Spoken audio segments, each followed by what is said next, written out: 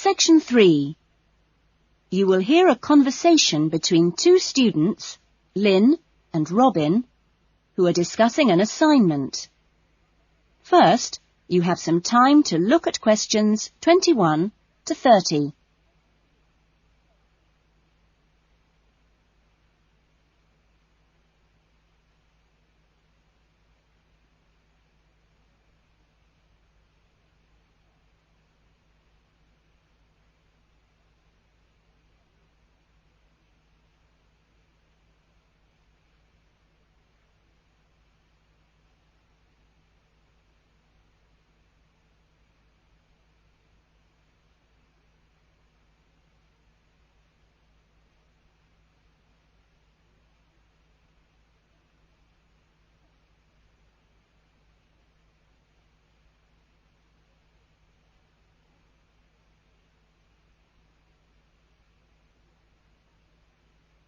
Now listen carefully to the conversation and answer questions 21 to 30.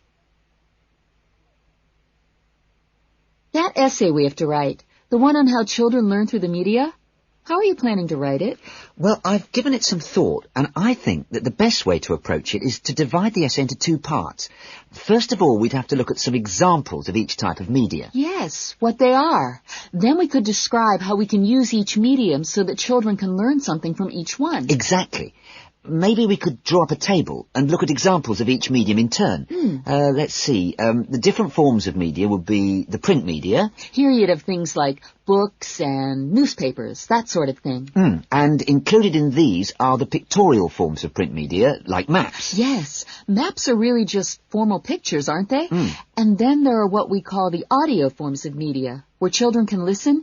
CDs and radios are probably the best examples because a lot of children have access to these, especially radios. And this would lead into the audio-visual media, which can be seen as well as heard.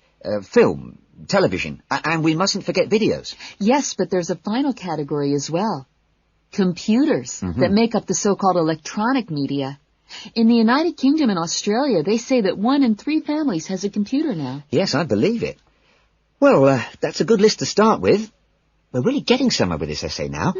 So let's move on to when each type of medium could be used. I guess we could start by trying to identify the best situation for each type of media. What do you mean? I'm talking about whether each medium should be used with different size groups. For example, we could look at pictures and ask whether they're more useful for an individual child, a few children together, or a full class. In this case, I'd say pictures are best with individual children because they give them an opportunity to let their imaginations run wild. Yes, I see. Let's take tapes next. Although tapes look ideal for individual children, I feel they're best suited to small group work. This way, children don't feel isolated because they can get help from their friends. Computers are the same. I think they're better with small numbers of children, and they're hardly ever useful with a whole class. Videos, however, are ideal for use with everyone present in the class, especially when children have individual activity sheets to help them focus their minds on what's in the video. And what about books? What would you recommend for them? Books are ideal for children to use by themselves. I know they're used with groups in schools, but I wouldn't recommend it. Other pictorial media like maps, though, are different. I'd always plan group work around those. Give the children a chance to interact and to share ideas. I agree. Teachers often just leave maps on the wall for children to look at when they have some free time. But kids really enjoy using them for problem solving. Yes.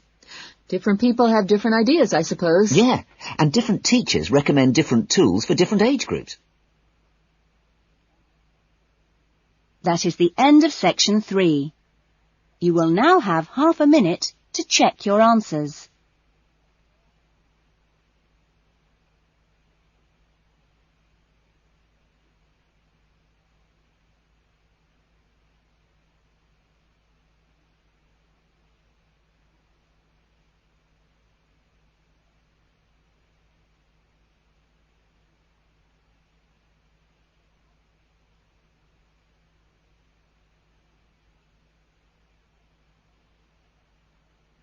Now turn to section 4.